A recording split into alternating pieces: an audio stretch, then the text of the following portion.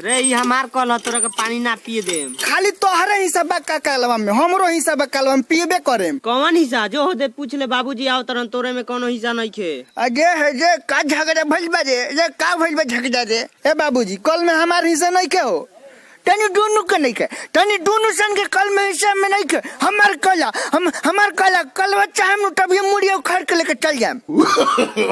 नो नो अरे माई रे माई रे का हो गइल रे हाथ मार देले बा, हाथ कहाँ मरले बा देखाइबे। देखावे लायक नहीं के। देखा बुढ़ी कहाँ मरले बा की देखावे लायक नहीं खे। पापा के दहेज में ओमे केंगा मार देला रे। मैदान करे गई रहनी है, बैठ के ओकनी के खोतवा में लकड़ी से खोदत रहनी है।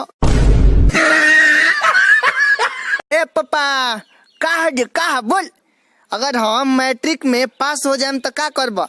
तोरा के एगो गाड़ी किन देम, आ फेल हो जाएम तो एगो सारे गधा किन देम, चमनी पैंटा ढोत रहिए। अच्छा ई बताओ तोरा घर में काहे इतना रोज रोज झगड़ा होला रे? तारा घर में कितना आदमी बने? 3 आदमी। वही से नु तारा नहीं के मालूम, जहाँ ढेर बर्तन रहेला तहाँ खलल बड़र होते रहेला। मतलब हमारा घर में 27 आदमी बाने, खाना खाती झगड़ा होत रहेला। ये चल चल चल आ गइल का आ गइल रे? ये गांव के सबसे बड़का बेरोजगार आदमी आ गइल। कहाँ बा? तारा सामने खड़ा बा, लौकत नहीं खे। ई बतिया बोले में तोरा लाज नहीं खे लागत? कामना बात के लाज।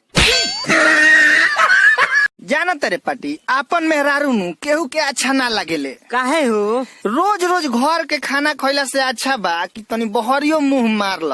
अरे कोरियाठा मुंह देख ले, मुंह तो बहरी मुंह मारी नाती। तोर पापा तोरा के ना बोलेलन का रे? काहे खातिर?